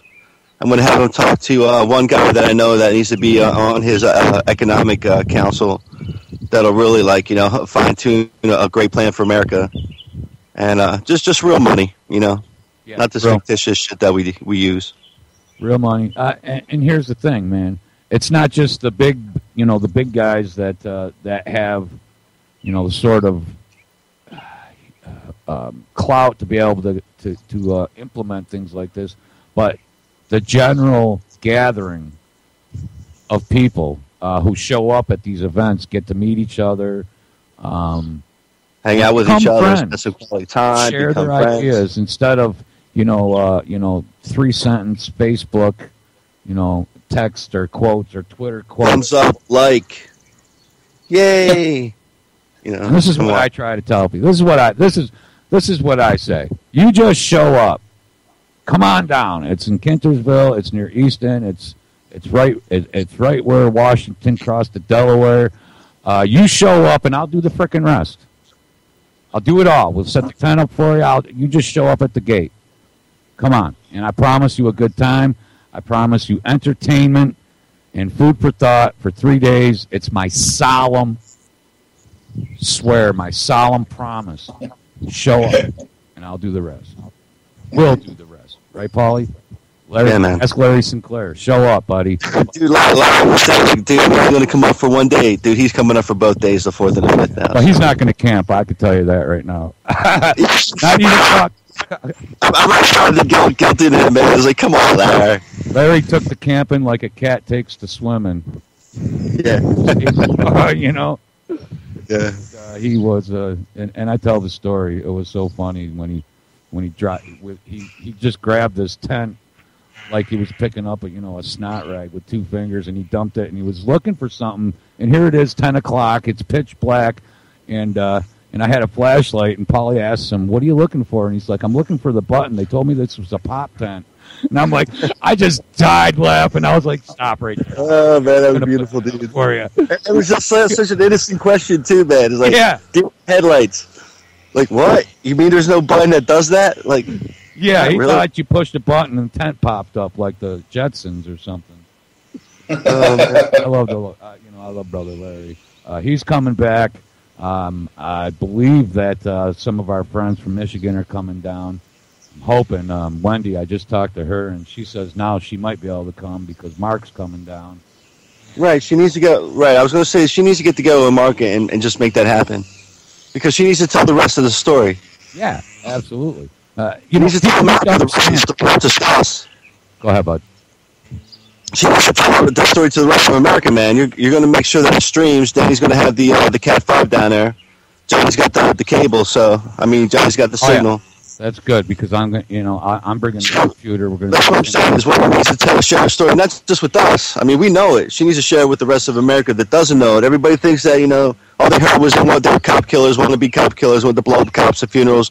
Once the cops had right down at a fake funeral that they set up. So why do they always reflect on us exactly what they do to us? Exactly. And the federal judge threw out all the charges because the charges were so weak, or the facts were so weak behind the charges. So, yeah, she's got to come down and finish the storytelling on that. That's absolutely right, because of so many events that have happened since the Hatari were set up. And the fact is, it bears repeating, the provocateurs, the trolls, and the feds are the ones that are talking about blowing up buildings and kidnapping judges and killing cops. Those are the fucking feds, guys. If it was the feds 10 times out of 10 times, then it's them. It smells like a duck. It's a duck, dude. From Bundy to frickin' Nevada to Sandy Hook. It wasn't the feds then, but it isn't now. Is what I try to tell people when they, when something happens and they become involved in it, and it's And I try to tell him right from the start, dude, you're following an FBI informant. He's a frickin' snitch. And, well, it's hard to admit. Some people find it hard to admit. I've had to do it. I've eaten plenty of crow. I did 3 hours a day, 2 shows a day, 5 days a week for over a year. And when you talk for 3 hours, when you just run your jibs for 3 hours, you inevitably say things that, you later find out either weren't true or were, that you had to change your opinions of. Or you can have all the facts, and then you could correct what you did, and, Well, and so that's why I like. But that's the truthful truth for man. You do have the stones to say like, yeah, it was wrong, man. Okay, but let's move on from here. Whatever. Yes, absolutely. Well, and Freedom Palooza, man, I just can't believe that I'm still involved with it, and I'll thank you again on there. We got a lot of great bands coming this year. One of my favorites, Secret System. We got Storm, the guitar player from Poker. Oh, dude, they rocked last night, man. It's like I was walking into, a Floyd set, man. They're just in their spacey mood setting kind of thing. It was great. So just set the mood for the rest of the night. Yeah, and just so people know, it isn't just Brother Paul, who's a beautiful man. Dennis. Oh no way, man, dude! Everybody there, from the guys, from the roadies. They're not really roadies. They're friends that help out. You know what I mean? No, they're just brothers, man. Every guy there. Sometimes they play drums, Yeah. It's gotta be done, man. That's what's cool about us, is we're fluid in that sense. And in the drummer department, we've been fluid for many years, and we get to play with some of the best drummers. And I don't know, and it's been a special ride, brother. You see my friends, and well, like Brian Dennis. Yeah. They're a special, unique bond there, brother. Yeah. And I love. And sometimes they jam with other bands, and they see all that band fighting. And they're like, "Wow, I miss us when I see all that stupidity going on." It's like, yeah, man. Yeah, trying to put. This is the problem that we have. On top of notwithstanding all the attacks from the ADL, is when you book a band 3 months in advance. Half the band's already in other bands by the time the event happens. Oh man, that's so crazy, but true. Yep. But so all you have to do is show up at Freedom Palooza, and we got everything there for you. We got sound, we've got instruments. You bring your favorite pedal and your pick, and your guitar. Bring your drumsticks, and we got everything else. Your favorite snare, maybe. And if Jim, I'm going to see you Wednesday, right? Absolutely, I'll be there. I'm leaving right after work here Wednesday, and I'll be down there before dark. Well, cool, because I'll be my camp will be set up. I'll be picking up Cindy and Trevor and Karina. So all at the same time. Well, they're 3 hours apart in Philly, so I'm gonna hang out with Cindy, show her a couple places around the Delaware County area, and then go by and pick up Trevor and Karina, and the party starts when I get back, man. Which will be Awesome. like probably around 10, 11, man, depending on what traffic is. About right when I'll have my tent set up. So Can't wait. Yeah, bro, dude, Tara's stoked, man, that she's gonna get time to spend with you guys, especially Karina, to just really hash out a cool little girl on girl, Patriot program that, dude, once it hits, it's going to explode. Watch it, man. Okay, I'm already predicting it. Yeah, I think this is going to be a good year. And, and I like it because it's not... It's organic, man. This is word of mouth. This is all people that are really there because they're part of our extended family. Yeah. And they become family. They leave there... The people come back every year, and dude, how about Susie's story, man? She came there to tell me a story about how much she hated me initially, and then, because all she heard were like the program words, and then as she started to educate herself, the more those program words became her words, and by the end, she came to the event to say like, dude, I apologize for having like any ill will your way, and you were right, and this is great. I'm glad I came down. And then she wrote like a fantastic little review of the event that she participated in. Yeah. You read that one? Yes, I did, man. I read that. And that's why it's a beautiful thing, man. And that's why we're not there to gouge anybody. Hey, here's something that we didn't have last year, and people are going to be stoked if they come, is one of our vendors this year. Oh, man, she's got boxes of books. She's going to have like Brave New Books in a tent. You guys are going to love it. Right? She's been to and some classics. some classics. So head on down, and this year I want to encourage people to bring some of their own food because Johnny Mac and a prayer for Brother Johnny. I like to cook it after 9 once Johnny closes up, but it's Hey man, we go with the flow. John's had some health issues to deal with, and PennDOT, which is Pennsylvania Department of Transportation, did their best to basically shut him down for 2 years, where no business could come in or out, and they basically set up shop in his shop in his parking lot, and while they rebuilt the bridge. So all of it compounded it, man. He's like, we're just hoping that he keeps around long enough that he can sell for profit and get some money out of it. It's not even the venue. We just want Johnny Mac to live, man. We want Johnny Mac healthy and funded. So whatever he ventures after this. So, but hey, man, his location has been beautiful for 4 years, and can't thank him enough. And he's been a great little patriot. He knows what the effort is for the cause. Freedom of speech is everything. You might not agree, but I'm not going to. That's why it's so important. From you. That's why Cindy Steele coming is one of our most important messages is going to be given by Cindy Steele. On top of her, the turmoil is the actual cause of the fact that her husband represented people based on the First Amendment, not on the content.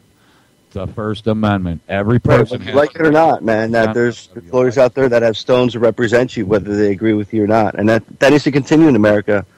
And certain parasitic groups are trying to squelch that. So they're huge effing news out of Canada was the Section 13 law that has been squelching truth out of Canada for years just got destroyed last night.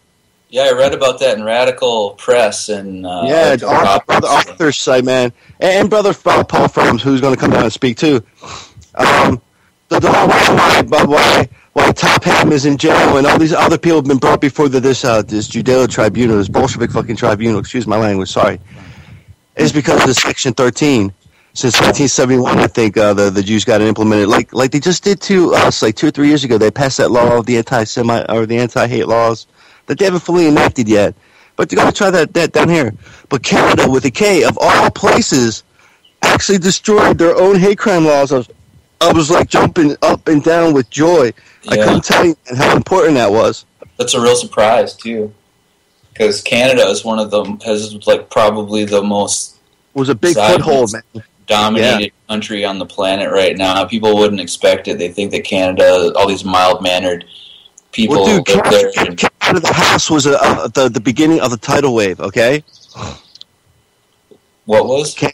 In Virginia, he was the second most powerful man in the House. He got kicked out by a Tea Party guy. Oh, yeah. That's starting a domino effect. That was... Yeah, but all the it's crazy stuff. I'm starting to see it on a worldwide scale, man. People are getting sick of the overreach, okay? Yeah. They played the victim card too many times. Hey, man, if you weren't victimized, everybody's been fucking victimized. Everybody. But you've brought out your show card one too many times. You've told other people's real shows, okay, the genocide of 20 or 30 million starved to death Ukrainians, or 5 to 10 million the Irish, or just go down a lot of different wars and genocides through the years, and you'll find a Jew banker behind it. It's okay. Behind both sides. Funding both sides. They fund the Axis, they fund the Allies. And usually funding the killing of white on white, man, because they fear us the most. They want to beat us. They want to take over our color, but they don't want us. They want to get rid of us. They tell us how much they hate us, how much they want to, destroy us. And I take the words to heart, man, whether it's a rabbi or secular leader telling us that. So they've killed a couple 100 million in the last century. There's not that many of us left, man. So, I'm taking a stand here in America. Of the European population, though. Yeah, man. That's huge news from Canada, though. I'm really happy about that, too. You were talking about Cantor, too. Him going down is now you're going to see Netanyahu go down because that's, the support coming from the right in America is all hinging on Cantor, so removing all of their... You can watch one by one as their chess pieces are taken off the board. We're going to beat them. It's not the right, brother. It's not the right. It's the neocon pseudo right. Okay. Sure. Yeah. I'm not anti. Oh no. I'm just saying, it's like, what they do to us is they confuse us, and they try to tell us neoconservatives are conservatives. Like, no, they're just Bolsheviks in sheep's clothing, man. Come on. When I say the right, too, I'm talking about like the Jewish right. There's a Jewish right and a Jewish left. Yeah. Okay. And the mouthpieces like the Rush Limbaughs and the Glenn Becks that only tell you 60% of the story. Glenn Beck gets so close to the story when he brings G.G. Edward Griffin on, and then he gets canned from his TV show, man. He has to go off grid, man, off the Jew media grid and create his own. It's like, I thought that was just so funny. Yeah. But you still couldn't beat the word Jew out of him because he's a Mormon and he's I know, man. I know. locked up with the Zionist agenda. Yeah. But hey, at least it's a little bit closer to the truth. Nobody else is talking. He gets so close, but look, Paulie, I said it right on stage. Even G. Edward Griffin gets right close. It's like he gets all the way to just below the tippy top of the truth, and that's why Eustace Mullins. That's why we love him. So I love that brother. That man. Yeah, that's what I was gonna say. Is that G. Edward Griffin basically just plagiarized Eustace Mullins' and Secrets of the Fed. And then they just kind of kosherize it a little bit, and they try to, misdirect people. But yeah, you have to explain exactly who it is. Right, you can't be like man. Yeah, you can't be like it's the globalists and say all these other things, because people will still never figure it out because they're so programmed to get the heebie-jeebies every time they think about trying to analyze whether or not Jews are monolithic and whether they all work together. And it's like we have a block about thinking about it like that, but it's exactly what's happening. Have you been paying attention to my battle with Ralph Epperson lately on the J word? I haven't seen anything about that. Just show me. On Juba. Yeah, I'll try to find a link. It was within the last week or two.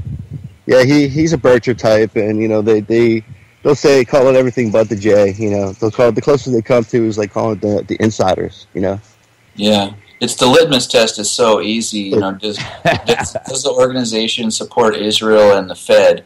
And then you can separate everything based on that criteria. And the John Birch Society fails. You can talk about Bilderberg. You can talk about Freemasons and Jesuits. Anything but the source of all the evil. Everything but the J. Yeah. It's a little too obvious. Dude, they want people to think that the word Jew, they want you to say, as Dave Gahary would say, it's okay to say Jewish people, but you can't say Jew. Because Jew means one thing. Jewish people is not who we're talking about. Yeah. Jewish people is not who Christ warned us about.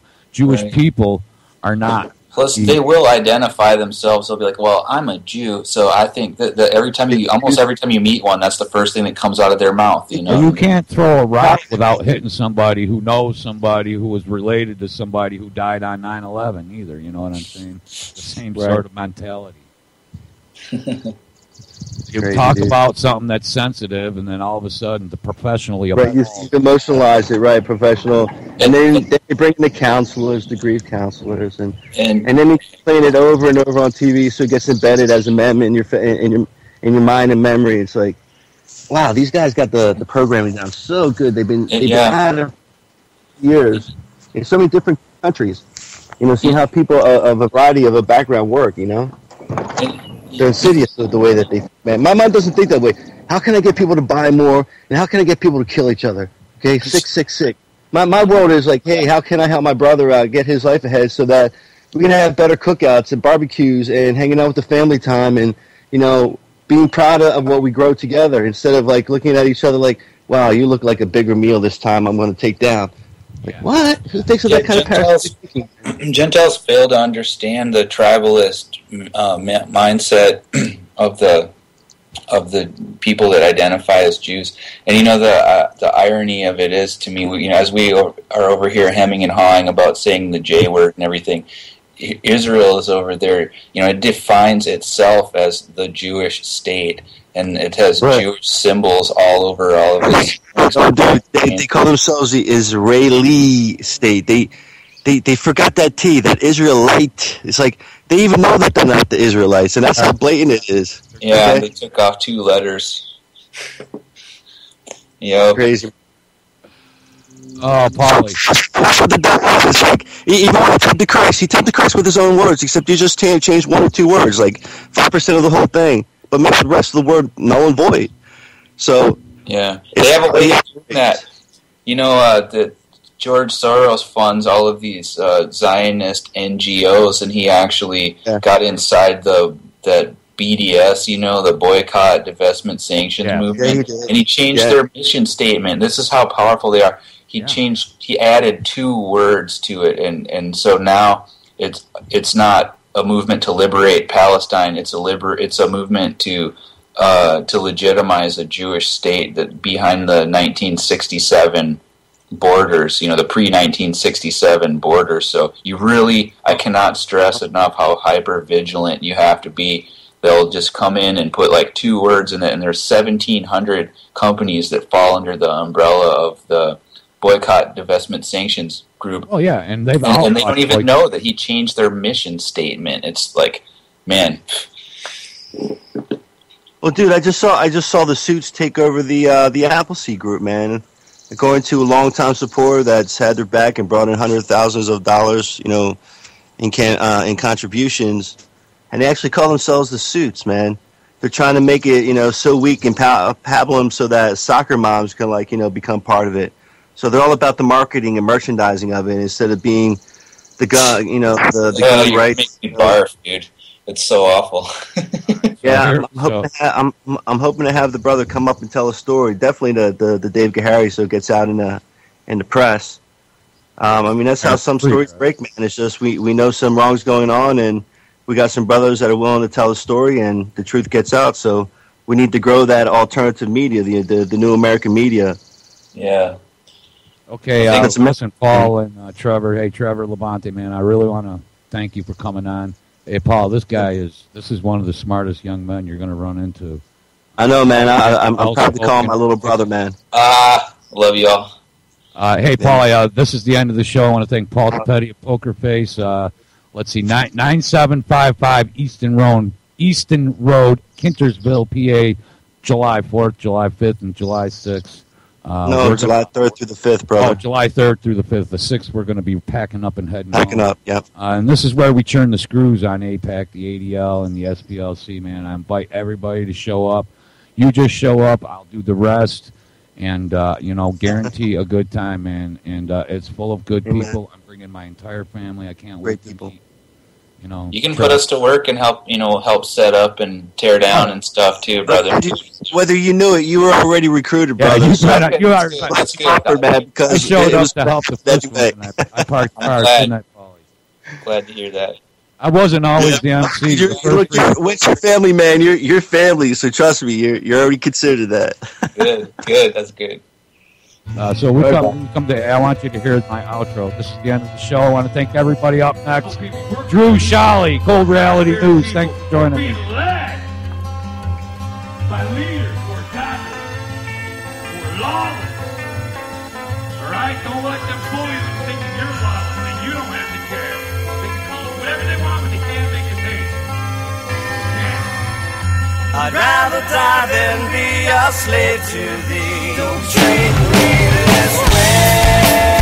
I'd rather die than